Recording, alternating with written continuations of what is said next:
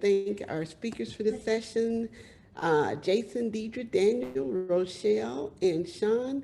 They are extremely important to the work that we do, especially when it comes to making those awards and those increments and in our oversight activities. So I'm delighted that they can join us. They have a wealth of knowledge. So I'm going to be taking notes, and I will let them introduce themselves and tell you a little bit about who they are and how long they've been at the agency. Awesome. Good morning, everyone. Again, my name is Daniel McEnroe. I am a Grants and Agreements Officer in the Division of Grants and Agreements at the Foundation. And I have been in my current role for about 9 years and with the Foundation for 15, I believe.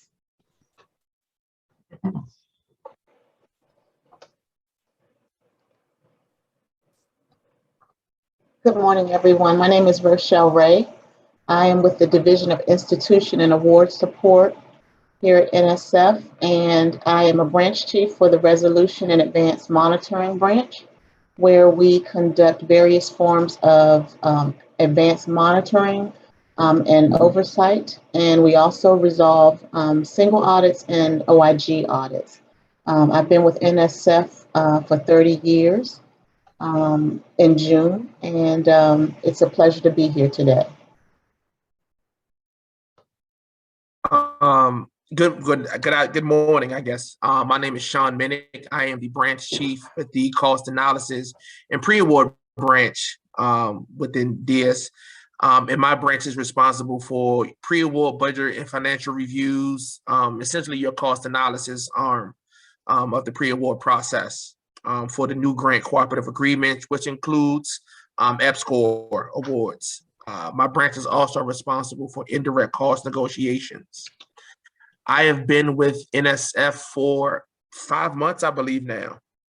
So I'm still learning. I'm definitely excited to and happy to be here with you today.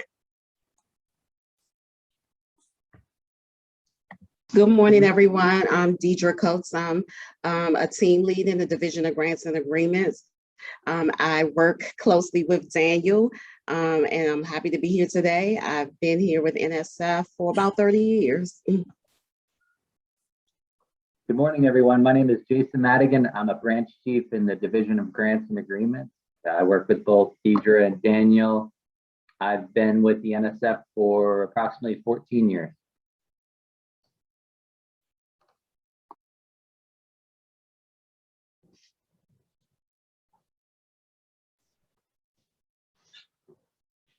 Well, without further ado, I say we get right into it.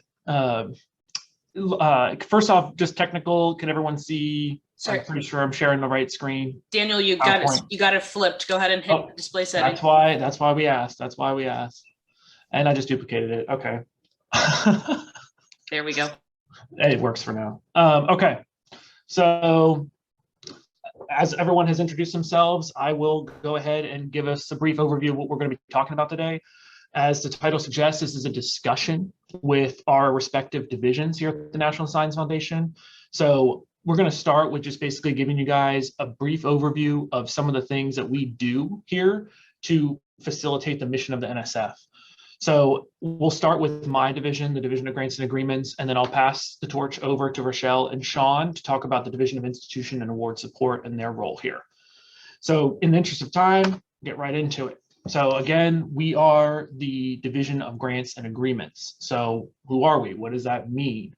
Well, basically, if we take a step back, we'll just turn it all the way back to the very beginning of what happens to the life of a proposal at the National Science Foundation. So basically, I'm sure you all are aware of the merit review process, the peer review process, maybe even participated in a panel or two. If you have not, it's a great opportunity to do so.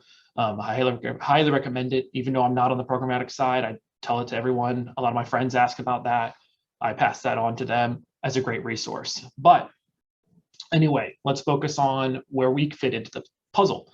So if a proposal comes into the NSF, it goes through this peer review process.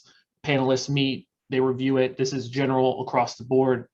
EPSCoR follows it. All the different programs follow it, depending on what the nature of the solicitation or funding opportunity is.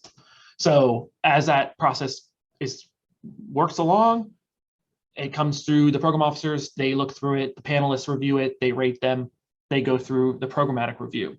So the program officers get together, they rate them, they recommend them for funding. They recommend the proposals for funding. So what happens when they recommend it? After they do that, it comes down to our office, the DGA, Division of Grants and Agreements. So some say that we are the gatekeepers, but really what that means is that we have the federal warrant. We're warranted by the US federal government to obligate the funds.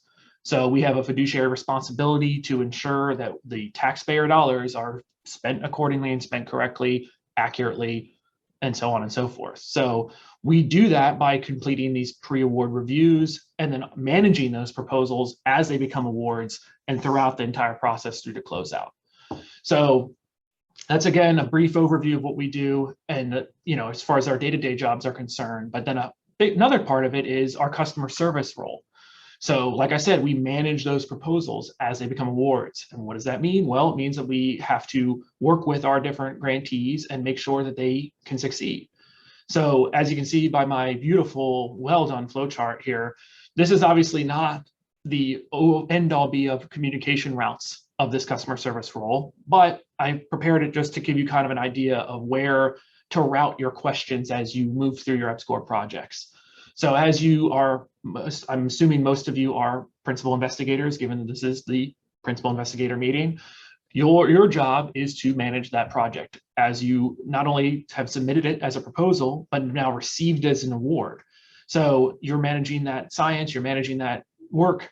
Well, okay, what happens when you have questions? So biggest thing that I want to highlight here, and I'm sure you're going to hear about it many times as you go on. I know Gene Feldman is speaking later today. Is the NSF Proposal and Award Policies and Procedures Guide, the PAPG. As you can see, I have that here standalone by itself as a wonderful resource to utilize, even if it's just becoming familiar with it, which even attending this meeting, you're already meeting my checkbox. You're familiar with it. I'm telling you about it right now. You're going to hear about it later. Make it a bookmark. If you Google NSF PAPPG, it comes right up. It's the first thing. It's available as a PDF. You can Control F, you can search it, search for all different kinds of things that you might encounter throughout the life of your award. That being said, not everything is in there. Things happen, technical questions arise. Feel free to reach out to your program officers. The EPSCoR team is wonderful. They're here to support you guys with any technical questions you may encounter. Now, of course, depending on your institution, you may have a sponsored research office, which is kind of our liaison into the life of your grant. So when we issue those awards, we issue them to your institution. We issue them, and those individuals take on the responsibility of managing it.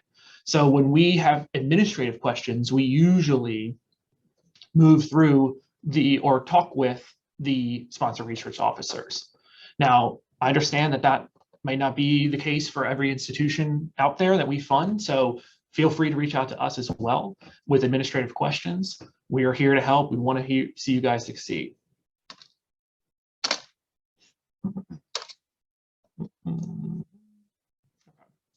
Moving on. Okay, so let's back up a little bit. I got talking a little bit more of an overview there. So let's back it up to what exactly happens. Let's talk about that pre-award, proposal review time frame, right? So the proposal has come through the merit review process. It's been reviewed by the program officers. It's been recommended for funding. Okay, what in DGA, in the Division of Grants and Agreements, are we looking at when we see these proposals come through, whether it's EPSCoR or another division? We're kind of are all separated out into our own little teams that allow us to really focus and work with not only the program officers here at the NSF, but the respective grantees as well to facilitate these reviews. So one of the biggest things, and again, I'm not,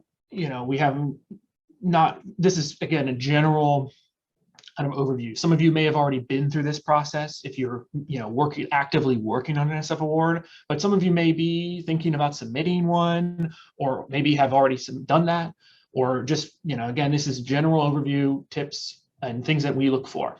So the biggest one, really, once it comes down to DGA, our main focus, like our binoculars, are on the budget and budget justification. So Obviously, we're looking at other things as well. We're looking at the IRBs, we're looking at the indirect cost rate agreements, we're looking at other things. But the main aspect, again, we are the financial and administrative office. So we're looking at that budget. We're looking at the numbers. So once that proposal comes through, we're assuming when it comes to us that, like I said, it's been recommended. So the science has been checked out. It's been panel reviewed, it's been cleared. This is a good project, it's been recommended, but hey, now it has to come through our review, and we need to see that, again, that taxpayer dollar is going to be spent accurately, appropriately, et cetera. So the biggest thing we're looking for, and when I'm talking about the budget, I'm talking about, how things are written out, how it's laid out, with subjects like materials and supplies, salary, participant support, sub-recipients, consultants, things of that nature. How have you laid that out? How has it been broken out? So when I say clear and concise, that's really what I'm referring to, is just that budget justification and how it matches up to the respective line items. So now clear and concise, you're gonna hear me say that a few times in the next couple of slides, just because I feel like it says a lot by saying a little in terms of our review process. We want to see that the numbers and the descriptors match up and are very clear. So what's an example of this?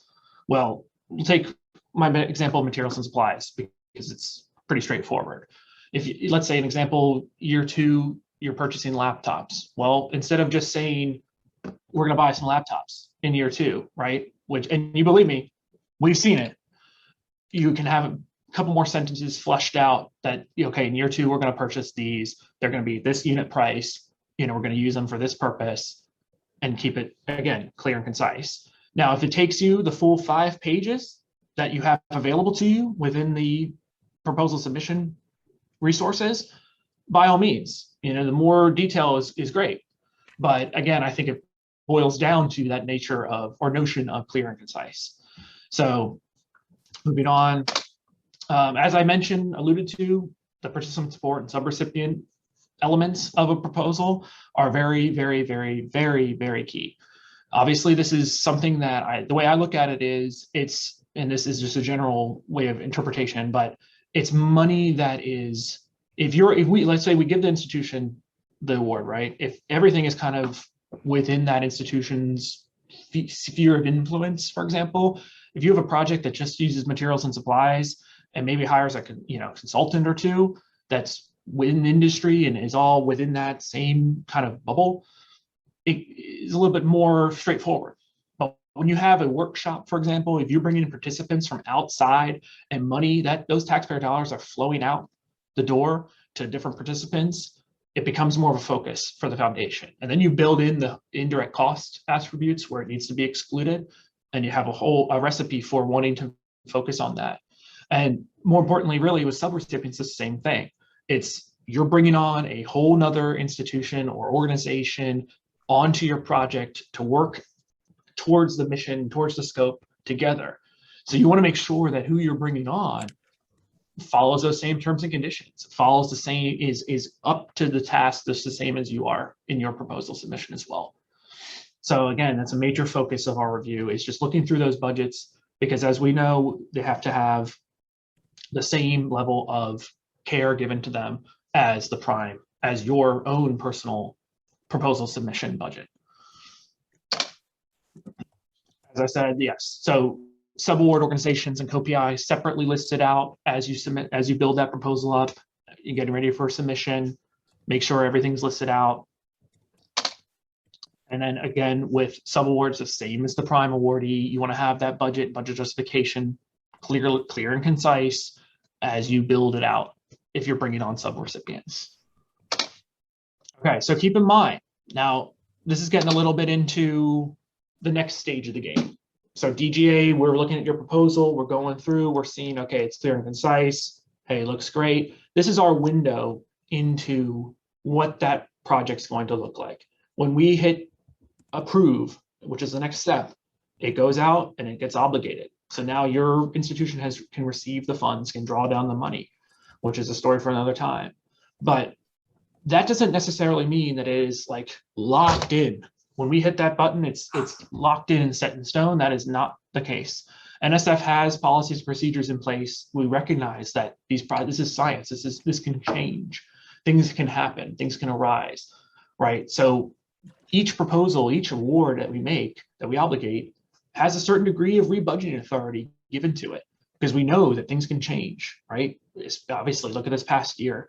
No one expected this to happen. And we went through a lot of these discussions with people over the past year and a half, just reorganizing things that weren't going to happen because of COVID. So it was a perfect example of this kind of authority that's built in.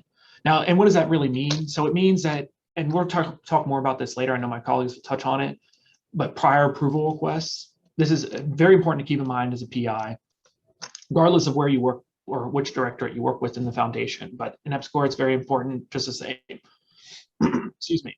So you want to make sure that they kind of go hand in hand. When we approve that budget in the pre-award stage, again, it's our window into how the project's going to function. But let's say something might change. So you have that rebudgeting authority that's, as long as it's within the threshold of these prior approval requests, you can move through it and document it and keep it moving. That's the main goal. Remember, we want to see you guys succeed.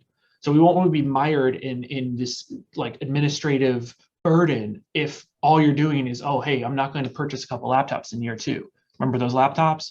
What if you don't need to purchase them in year 2? Well, that's really doesn't require prior approval. That requires just documentation, notification to your program officer, and moving forward. So prior approval requests, I know we'll touch on later, but as just a quick note, they are available in the PAPPG, the Proposal and Award Policy and Procedures Guide. There is if you search prior approval matrix, it gives you a breakdown of all of the different elements or scenarios rather that fall into this prior approval request mantra.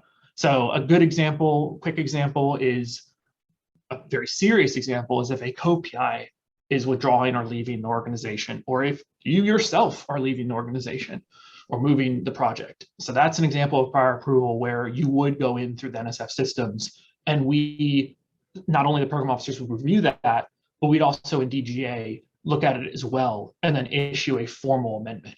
So there's a difference between this notion of rebudgeting authority, which requires just notification, just letting us know, whether it's the program officer or your sponsor research officer, et cetera, just let people know, let them know, document it, that you're changing it, and then a formal amendment following the prior approval request matrix.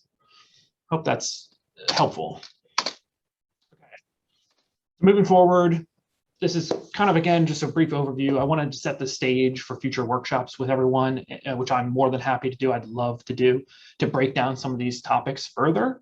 But in the interest of time today, this is just a rough overview. Kind of talking a little bit about that pre-awards thing. What is it? Pre-award review process. And, touch on this again, ensure your budgets are clear and concise. Hopefully gave you some insight into what we look for in regards to that. Just, keeping it focused, making sure all the numbers match up, throughout the different years of your project as you build it out. Read your agreement. So again, once you get that award, read through the agreement, read through the award notification, understand the different clauses that are put in there. And then those are terms and conditions that you need to follow.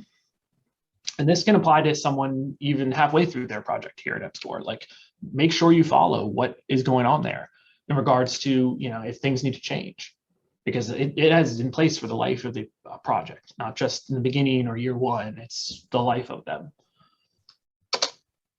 I'm familiar with the NSF Proposal and Award Policies Procedures Guide, PAPG. Attending Gene's session later today will be a fantastic resource. But again, save it as a bookmark, print it out, whatever the case may be. It allows you to search through it in a PDF copy. If you search participant support, for example, it gives you a breakdown of what that means, what it is, just as an example, but really any topic. Remember your prior approval requests as you go through the life of your project. Remember that things can change if and when things change. You have that rebudgeting authority, and we'll be around to answer any questions you have about that. I know I've kind of thrown a lot at you guys, so I want to, we'll allow time for that. And finally begin prep for your annual reports. Now, again, this is a topic that I would love to spend more time on because it's so relevant to principal investigators such as yourselves that I can't even begin to explain it. But just to touch on it a little bit, I think that this is probably, again, once we review that proposal budget, that's our little window, right? We see, okay, this is how the numbers are broken out. This is what we're looking for. Okay, we obligate that money. Once we obligate those funds, the annual reports become the next window, not only for us in the administrative side of things, but mainly for the program officers. They're using those, they're reviewing those, and they're approving those each year, all the way through to the end, as that window, as that checkbox, check mark, status checkup. So there's a lot that ride on these annual reports in our systems because they're so crucial. And the biggest thing, I think, if you're going to take anything away from what I'm talking about, is make sure that they're submitted on time. Now, we understand that things happen and there's sometimes situations arise where you're not able to do it on time, or you're waiting for results to get back before, like right before the submission window. It's understandable. But I think if everyone takes away the fact that these need to be in on time from today's meeting, I will have done my job, because it's so important. It affects not only the program office side of things, because they cannot recommend funding actions with these in place if they go overdue. Like, they get flagged in our system, and regardless of where you are in that spectrum, it can significantly delay funding actions. So what do I mean by that? Well, basically, if you're a co-PI or PI on one project, and another project that you're associated with has an overdue project report, guess what? You're not getting your incremental funding because you're tied to that project and it has an overdue report.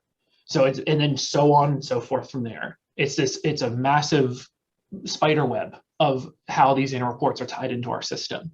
So again, it takes a collective effort of making sure that all of our grantees are aware of this concept and kind of work towards that goal of ensuring that these are submitted on time. So again, if you have questions, we are here. We want to see you guys succeed. That's one of our primary mission objectives here at the foundation in the Division of Grants and Agreements.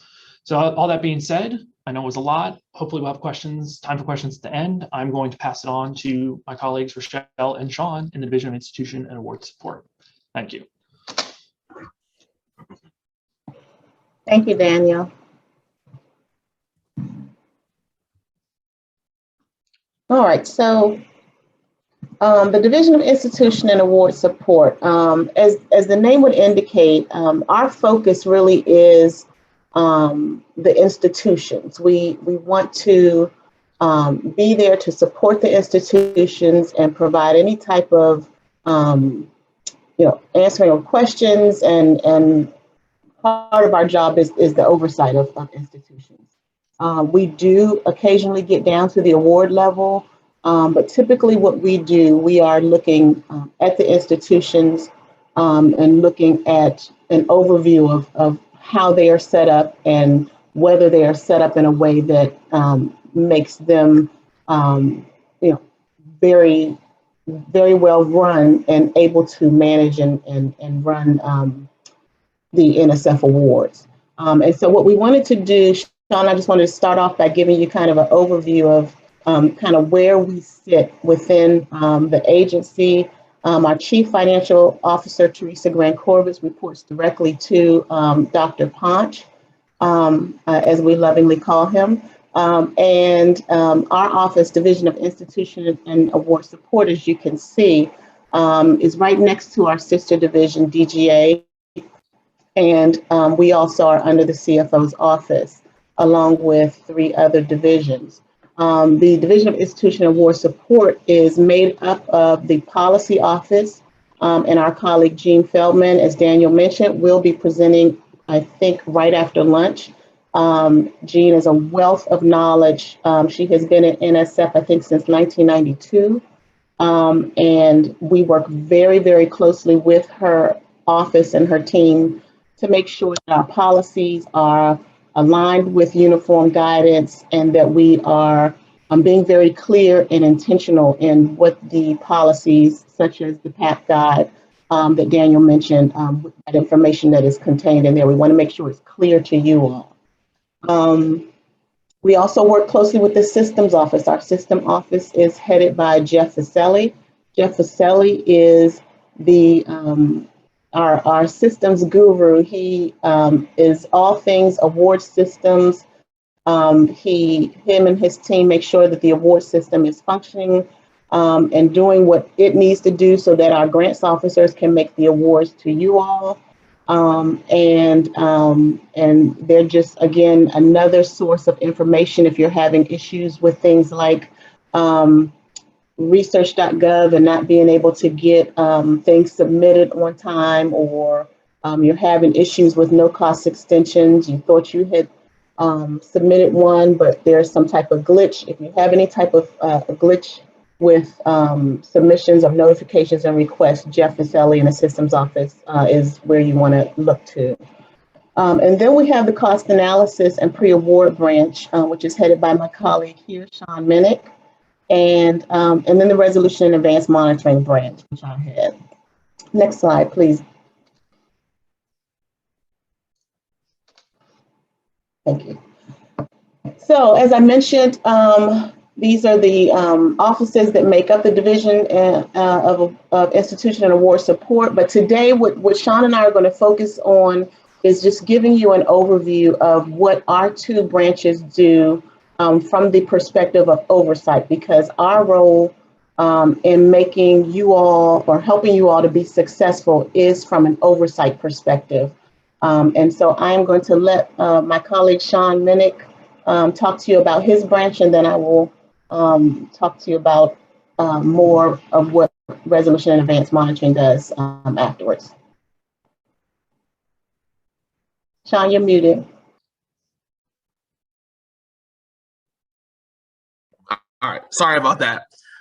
So thanks, Rochelle. So, as I mentioned, briefly a few minutes ago, my branch is essentially responsible for reviewing, items of cost and providing cost analysis on any incoming budgets as we're looking to make new awards or new cooperative agreements. And the one thing that I really do want to kind of emphasize and really hone in on is that there are going to be occasions where our branch will may reach out for just some additional assistance or some additional justification for certain select items of cost. And it's super important that if you get that communication, that any responses come back as soon as possible. As you all know, we're all going through these interesting funding cycles and funding times right now, and so with the sheer volume of everything that we do have coming in, it's very important that any questions that come up, try to provide a response as soon as you possibly can. Another key component or factor of our division are our indirect cost negotiations, and that's also a very large part of what's in our portfolio. And interesting fact is that we have so many incoming agreements that need negotiation that we actually do outsource some of those negotiations to a third party. So once again, as similar to the cost analysis, if you do have questions or there are things that come up with any of those reviews, please respond as soon as you can, so that there won't be any additional delays in getting back any responses. Thanks, Rochelle. Thank you. Okay, next slide, Daniel. All right, so just to get in really briefly, I don't want to overwhelm you guys with the oversight stuff because we can get really, really deep. But I just want to kind of talk to you a little bit about what success looks like. And we all get excited. At NSF, we get excited from the program office to the administrative offices like ours, BFA. We get excited about the science just like you all do. And the science is great. Being here for 30 years and seeing some of the projects, whether it was STEM related or curriculum development or LIGO, it is exciting to see the things that NSF is supporting and that we're contributing to. And while that's all exciting and wonderful, science and technical ability are just part of the equation. So if most of you all are from universities, you have you know, you have your departments where the science is happening and the researchers are conducting their research, but you also have your Office of Sponsored Programs or your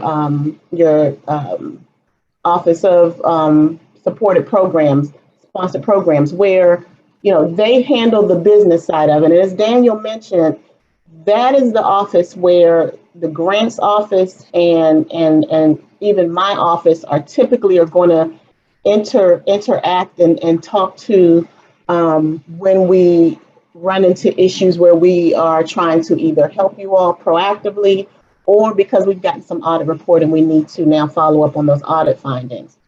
And so what is really key on the non-science side is a little acronym, as if we needed another one, but I did come up with one just for the EPSCoR conference.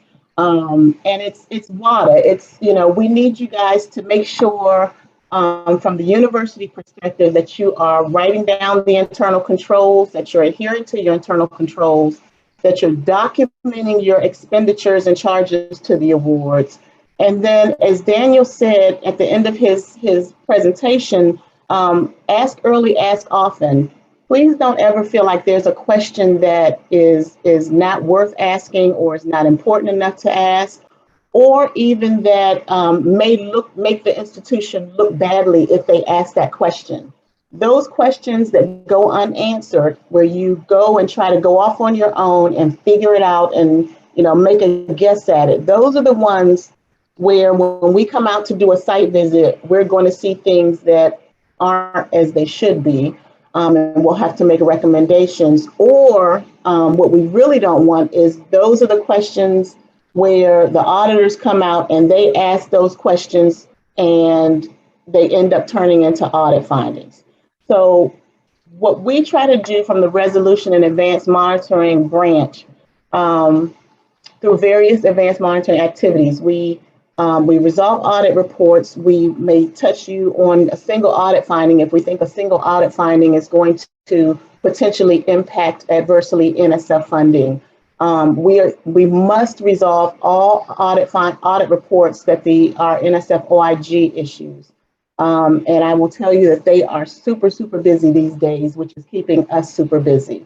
They have just completed 10 COVID audits that they are in the process of issuing, and they are also cranking out their normal external performance reports.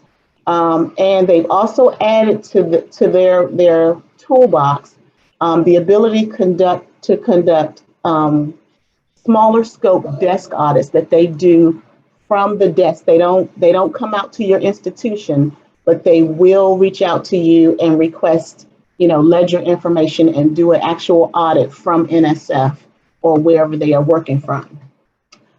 So those institutions, you know, that were smaller and mid-size, where the OIG didn't used to focus on those universities or those entities anymore, they are starting to add that to their scope of work as it relates to audits that they perform. So do know that they have a very broad toolbox that they can use to conduct audits at this point. And so what we ask is that, you know, if you don't take anything else away from the oversight perspective, be sure to follow this acronym, write it down, adhere to it, document your charges, and ask any questions that you have. I always tell people when I do outreach, that is what we get paid for. We are here to help you all. And that government line that, you know, the government is here to help. We are here to help you, DGA and DIAS.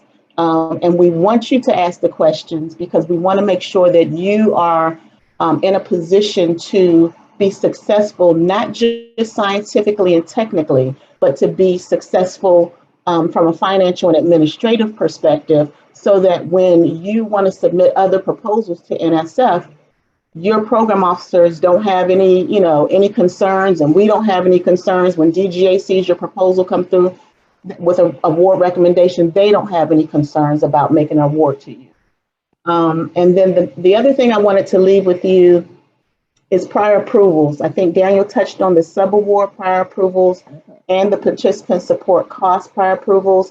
That too is an area where our auditors are looking very closely. So especially as it relates to subawards, if you have approval in your original award notice for a subaward and decide that you're not going to work with that subrecipient anymore or need to add a new one, please, please, please make sure that you go in through research.gov to notifications and requests and request approval from your program officer and then from DGA for that new subaward.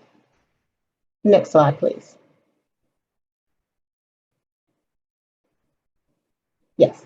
All right. And then I just wanted to give you guys just, real quickly, what are our hot audit findings? And as you can see, subawards and subrecipient are at the top of the list. Participant support costs.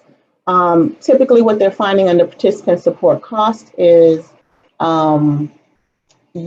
institutions are applying indirect costs to participant support costs. So they're charging indirect costs when their negotiated rate agreement does not allow for it, and NSF policy as it relates to participant support costs is that the indirect costs are not allowed on participant support. Also, application of indirect cost rates is a very hot topic right now. The auditors are finding that the rate that was in effect at the time of award was not used, and the concern there is not so much if the rate that is charged, the proposed rate, is lower than the rate that was in effect at the time of the award. The concern is where those years, those off years, where the rate can drop. The rate in effect at the time of the award is lower than the rate that was proposed, which then results in overcharges of indirect costs. So what they're looking for there is an internal control where institutions are reviewing to make sure that they're not overcharging NSF awards for indirect costs. Purchases at or near the expiration of an award date are very, very prevalent in audit reports these days. If you think you have a purchase that is needed, please document it very well. And I put something in the chat about project reports when Daniel spoke to it. This is an area where you can help yourself and you can help us when we're resolving audit reports to make sure that that we understand and see the whole picture as to why that piece of equipment may have been needed. There's a section in the project reports called, I think it's challenges encountered or something like that. If a piece of equipment breaks in the 11th hour of you doing your research, or something went wrong in that last 90 days of the award, by all means, enter it in that area so that we can see it, the auditors will see it, and it will help us to resolve the audit findings much more quickly. And then the last one is inadequate supporting documentation, and that goes back to the WADA, the documented, it's the D and WADA, right? Make sure that you are keeping and maintaining adequate supporting documentation.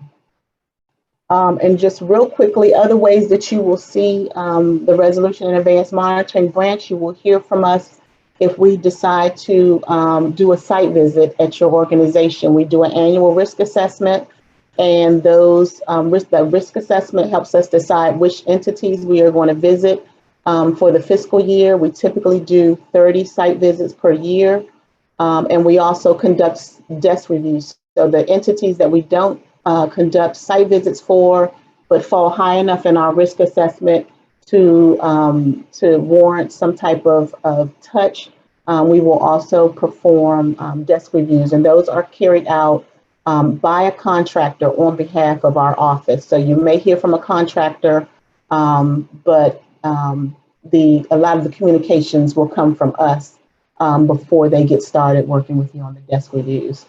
And with that, I will leave any additional time for questions and any comments. We're happy to take. I think DGA and I are open to taking questions at this point. Rochelle, looks like there's a question in the chat from Loretta. It says, and this is, I guess, general, but in the fact that you spoke about documentation, I wanted to throw it out there real quick. She says, can you speak to the uniform guidance? And additionally, in reference to the documentation, can you speak to agency and federal record retention requirements? Absolutely. So the uniform guidance, which prior to that, prior to 2014, the uniform guidance was not in existence. We had the OMB circulars. A21 was the circular for universities, A122 for nonprofit organizations, and A87 for state entities. The uniform guidance combined all of those and put them into one place. And one of the driving themes of the uniform guidance is internal controls. And internal controls represent policies and procedures for everything that you do from cradle to grave for your grants. And so when we talk about documentation, we can't prescribe for you what that documentation looks like, but just to give you an example, if you have a PI that is taking a trip that is related to the NSF award and it's been budgeted for, make sure that you maintain the travel authorization, the travel vouchers, receipts of any kind, depending on what your policy is. The university should have an established travel policy. And in cases where universities don't have established travel policies, the government is required to use the federal per diem rates and things like that. So make sure your institution has policies and procedures for travel and document things as they require. Some universities require receipts for everything, your meals and everything. Some do not. Just make sure that you are documenting in accordance with your university's established policies and procedures, because when an audit is done, not only can they get you for, have a finding for not following the federal policy, if they look at your policy and it's more restrictive than the federal policy, they can tag you for not following your own policy. And we don't have a choice but to accept the finding, because this is how your university said they were going to do it and they're not doing it. And that is part of the terms and conditions. You have to follow your policies, and you also have to be compliant with federal policies. Is there anything else you want to, record retention. Record retention. Please make sure that you become familiar with this section of the uniform guidance. And I don't have it off the top of my head, but we see very different variations on record retention and universities trying to, determine how long documentation to support all expenditures, not the first year, not just the second year, the whole award from beginning to end. And that would include, since this is EPSCoR, that would include the documentation for any subawards that are awarded under an EPSCoR award.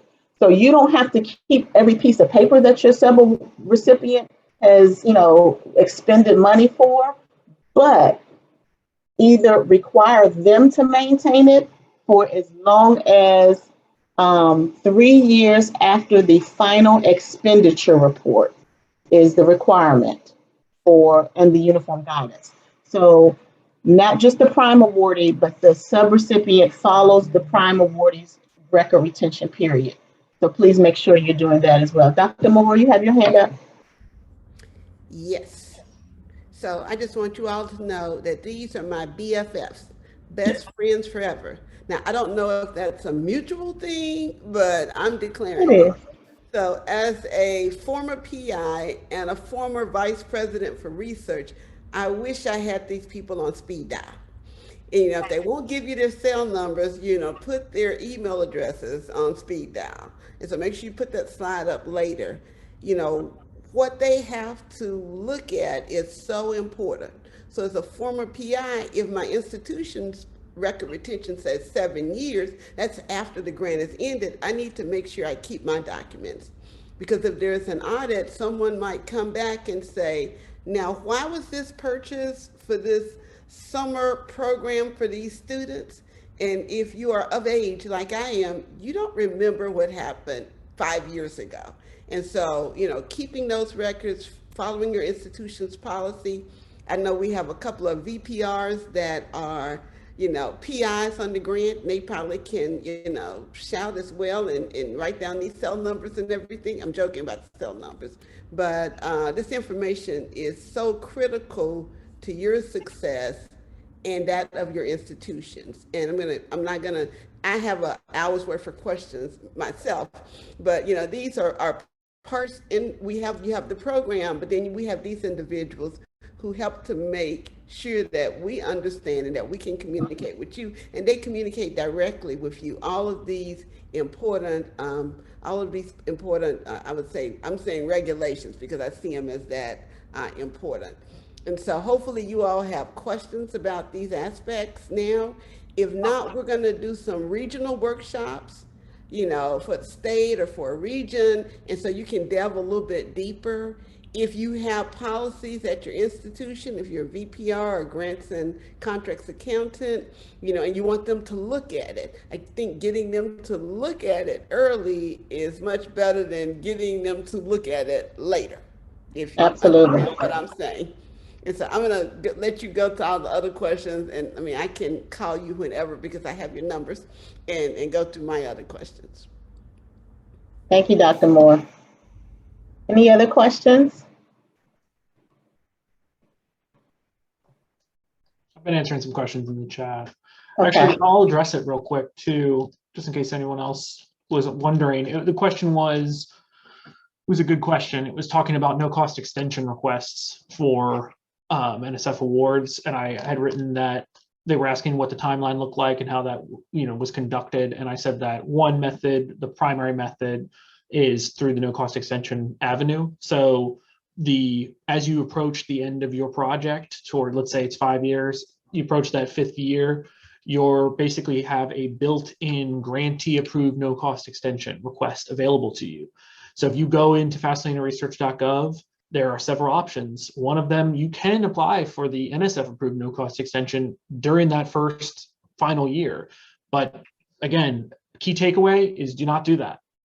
Everyone has a grantee approved no cost extension available to them, which basically means that when you click that button and you hit submit, you are pretty much, I'm gonna use the term, automatically given an extra year on your project duration. So it extends that annual report due date. It moves out the project a whole another year.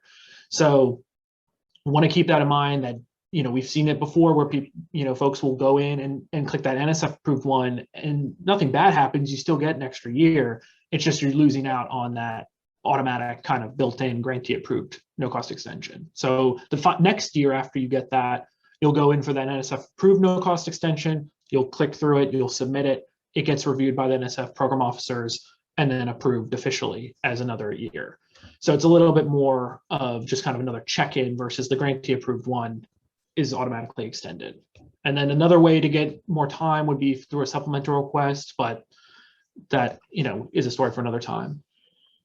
Let's see, another question. Daniel, just the backtrack on your grantee approved no cost extension. Grantees need to be aware that there is a time frame as to when they can initiate that one-time grantee extension. And I think it's 45 days before the expiration date of the award. True. So after that, it does, you kind of forfeit the ability to initiate that one-time grantee no cost extension. Excellent point, Deidre.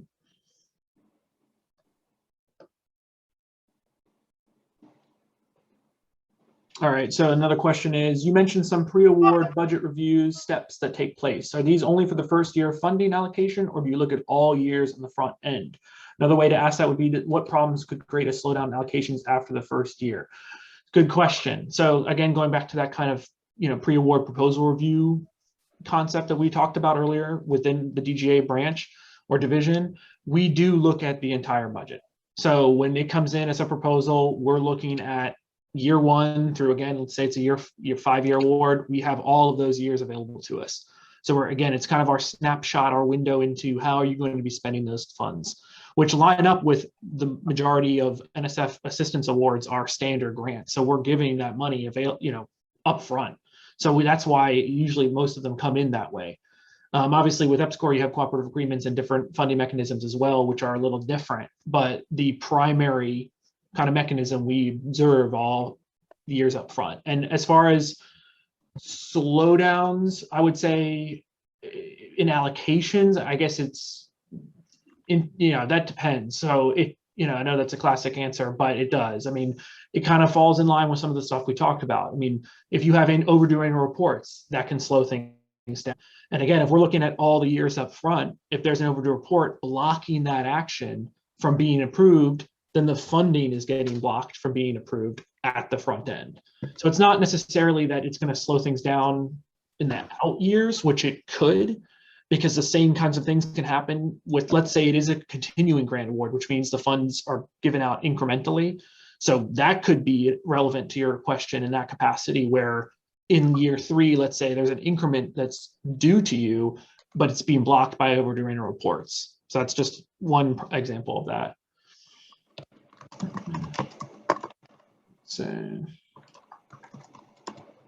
So we're hoping to offer more workshops. I see mandatory periodic info sessions for AORs and SPOs. Yes, we would love to do that. We currently do not, but it's something we touched on about hoping to do regional workshops and things of that nature, where we can invite more crew. Daniel, there was a question there, and I saw it earlier about the R2 or RII Track 4 award. Mm-hmm. I'm not familiar with that, so I hadn't responded. Right. Yeah, we might have to speak offline about that. I can provide some more context. Yeah, feel free. Just to provide additional context, one of our investment strategies is the RII Track 4 EPSCoR Research Fellows program, where we support non-tenured investigators and their ability to take trips away from their home institution to conduct collaborative visits with collaborators anywhere in the nation. And so this opportunity for investigators gives them the ability to travel to pursue research activities. And the challenge is with this opportunity is that with COVID, there are restrictions on accessing host site facilities, such that those that we funded cannot travel to those facilities. And so there have been a number of questions around how do they adjust their budgets in terms of how they can travel, when can they travel, where, or are there alternative mitigation strategies they can utilize and still charge salary to their awards if they're not able to travel. I think there's also questions around how to request no-cost extensions if they choose not to travel this summer, but maybe next summer. So is there any particular guidance on addressing budget requests or adjustments that PIs need to make that have been created because of barriers created by the pandemic? If you could maybe broadly discuss those, that would really help our audience. Okay, thank you for helping me understand that. That helped a lot. And so what I will say to that is, I think a lot of entities are experiencing, similar issues related to travel and restrictions because of COVID. The guidance that I've been giving to our recipients is, number one, as long as your award terms and conditions do not restrict you from rebudgeting those funds for anything else. So like we know that participant support costs cannot be rebudgeted without prior approval from the program officer. Things like that, you definitely want to talk to NSF. But if there's something else that the recipient or the PI thinks would be useful to the project or help further the project along or keep it going, that they could use those funds for, those travel funds for, as long as it does not change the objective or the scope of the project, they can rebudget those funds. The university can rebudget those funds without any prior approval from NSF.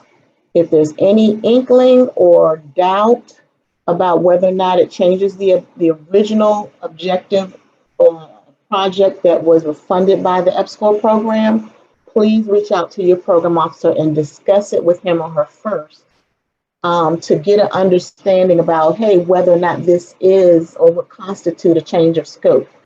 If you both walk away and agree that it doesn't, document it in an email, put it away for later, and move on with, making those budget changes. As long as it's contributing to the project, in that respect, and not changing what was funded and what the intent of the award was, there should not be a problem with it. But again, if you have specific questions, specific scenarios, we are happy to have you reach out to us anytime via email or phone call to talk about those specific anomalies. And I just want to add, that was Dr. Chi Whitley who provided that response. She's our lead for track 4. She'll be providing updates on Friday, and she'll have another session. And you want to work with your cognizant PO if you're having challenges, because some of the things are an individual situation that we can help to work with you to resolve. Michael, I see you have your hand up. Michael, I'm sorry. Mike, yes. Yes. You mentioned that the institutions can apply for a first no-cost extension. My question was whether that is allowed for cooperative agreements as well. I was under the impression that for cooperative agreements, you had to get permission first. Is that correct? Yes, it looks like Jason answered it in the chat as well. But yes, that is different. Requires approval. Thank you. Have you missed any other questions in the chat? And I don't know if we have Jean or Tim, do you want to respond to Mike's question?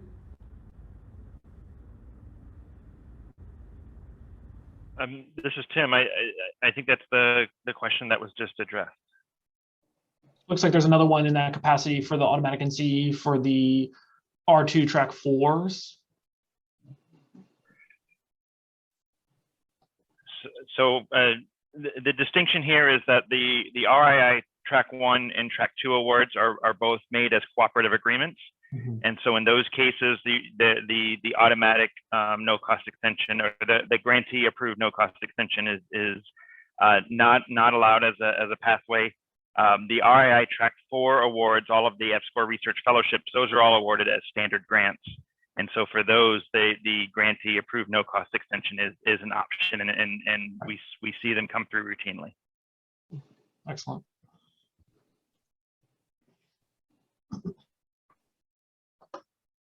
Any other questions? Don't be shy. You got us live. Did we address can we do an automatic NCE for RI track 4? Look, yes. Okay. I think Tim made a good point about the distinction there with the cooperative agreements versus the standard grant mechanism for that. Yeah, it's one of the quirks of our programs that I would say at least 30 to 40% of our awards are made as cooperative agreements, and so a really substantial number of the folks who are participating in the meeting here are cooperative agreement awardees instead of standard grants. Gotcha. Yeah. And Daniel, did you share that last slide, or Dr. Moore, will the attendees have access to the slides so that they have our information? They will, Rochelle, yeah. Okay. Yeah, I'm gonna send them to them. There's another question on the no cost extension, the automatic one. Only be applied, this goes back to last 45 days, as Deidre mentioned earlier. It's accurate. Given the challenges of, go ahead. Prior to, it can't be, it has to be done prior to the last 45 days. Mm-hmm. Yeah, that's correct. Yeah. Yeah, it's as you come into the last year ahead of that time frame. Have one more question. Given the challenges with COVID, have there been any discussions about allowing more than 6 months of overlap for track ones?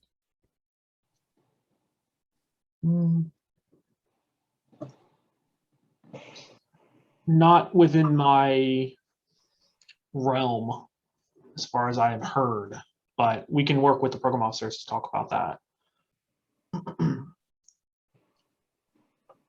This is Tim again. That's a question that we've been kind of wrestling throughout within the program. Certainly in the prior cycle, the ones that were hit kind of at the front end of the pandemic, we did make the determination for there to be, I believe, a 1-year overlap, and we communicated that roughly a year ago. I think that we're talking about doing the same thing for this year, but I don't remember 100% for sure. It will be something that we discuss in the track specific presentations later in the week. Looks like we have another question. Also, given the pandemic, can we assume that there will be more requests for NCEs for track 1 and track 2 projects?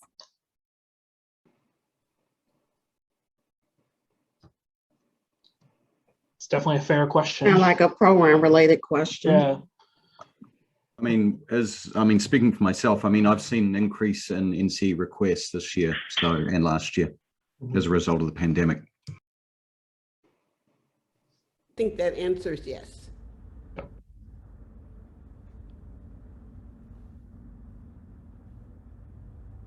Can I say this as well too? I know that there have been an influx with requests for no cost extensions, but and I know that questions have come up regarding the appropriated funds and the expiration of those funds. And I don't believe, and my colleagues can correct me, that there is any extension that is being granted for to awards where appropriated funds are about to expire. So that is an important factor when requesting no cost extensions, is not more so the number of no cost extensions, but the appropriated funds of being still available and to be expended during the time of the project. Yeah, that's a good point, Deidre. Very good point. Once an appropriation expires or cancels, there is nothing NSF can do. That money has to go back to Treasury. That is a rule that we have to follow, and therefore the awardees have to follow. So I know that our Division of Financial Management is pretty good now. I think they do it twice a year now. They send notifications to sponsored research offices to give them a heads up as much as a year in advance, I think.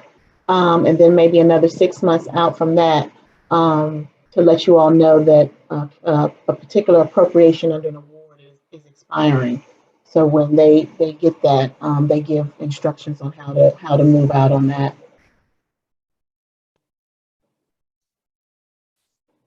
I think just to maybe clarify to the PIs, once it's awarded to them, even if those funds are expiring, they can still utilize it. It's sort of, if your award ends and you have all of this money that you've not spent for some reason, it doesn't come back to program.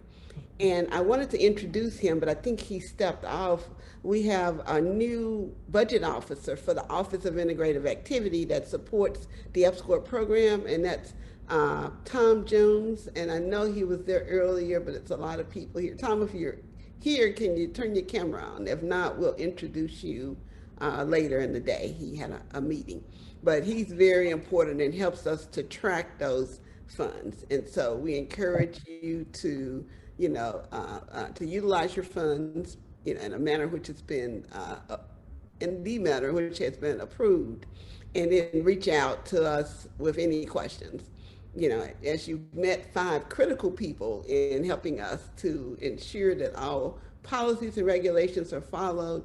Tom Jones is another asset. You heard from Beth Blue, and you'll hear from our policy person this afternoon.